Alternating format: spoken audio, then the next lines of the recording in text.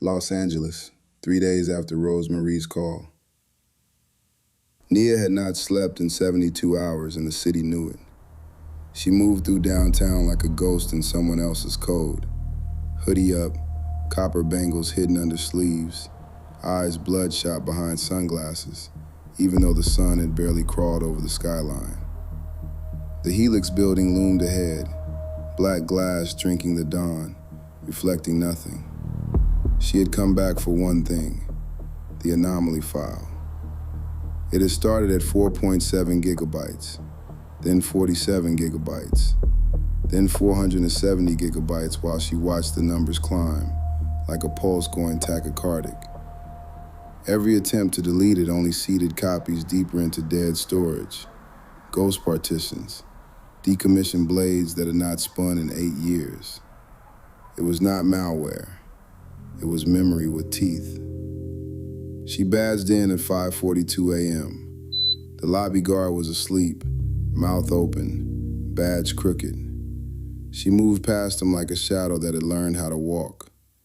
23rd floor, empty, cold, humming.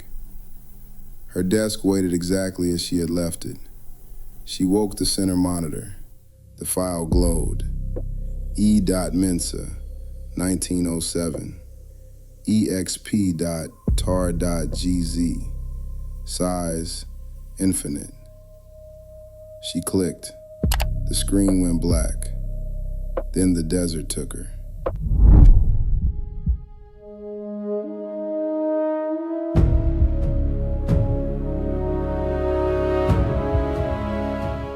"1907.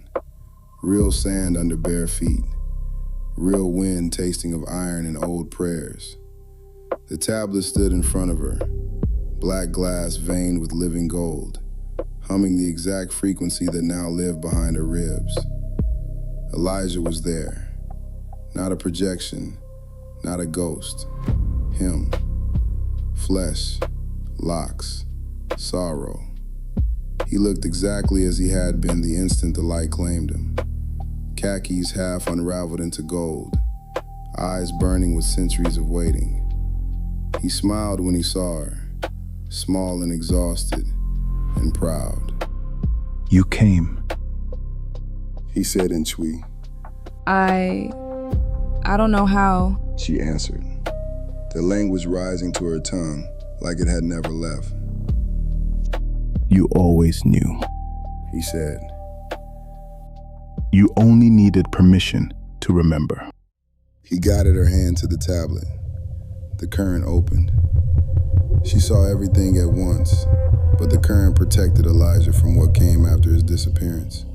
He felt only the echo, never the source. She saw the order born in London clubs, terrified of what a black man had touched and survived. She saw a boy in Port-au-Prince, 1984, hiding behind velvet while his mother tried to buy a luau with blood ink and corporate clauses. She saw the luau laugh, saw the boy's mother's spine arch until it snapped like expensive chalk, saw the boy crawl out afterward and cradle a skull that still wore his mother's smile. She saw that same boy, older now, carrying the man who would become Adrian Vale, carrying the skull through alpine snow in 1985, whispering promises of perfect silence to empty sockets that glowed faint red. The vision released her. She was back in the desert. Elijah's hand was still on hers, warm, steady. "I never met that woman," he said quietly. "I never knew her name until the current carried her death across decades like broken glass. But her son believes the noise we woke killed her. He has spent 40 years trying to mute the world so no luau ever laughs again." Nia's throat closed. "He is wrong." Elijah continued. "But grief builds terrible machines." He pressed her palm harder against the tablet. "Finish it, Abenania. Not for revenge, for the boy who watched his mother die and thought silence was mercy." The desert dissolved.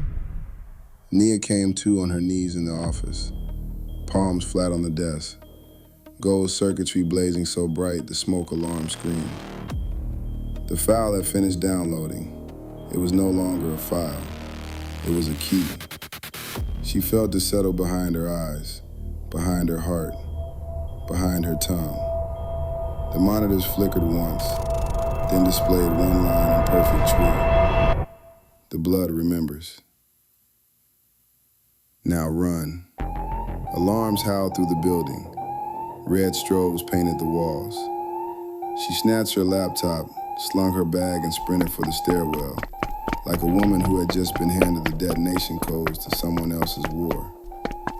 A single post-it waited on the inside of the stairwell door, in her father's handwriting. They are coming. Take the stairs. She took the stairs. 23 flights down, lungs on fire, gold leaking from her skin with every footfall. She burst into the parking garage at 6:03 a.m., barefoot, hoodie half burned away, gold circuitry blazing like sunrise.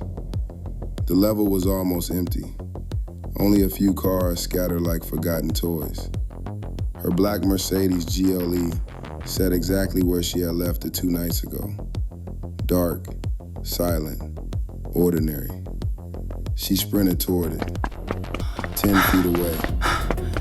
5. Black gloved hands shot out from between 2 SUVs and clamped around her arms like steel.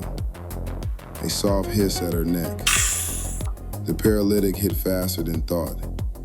Her knees folded.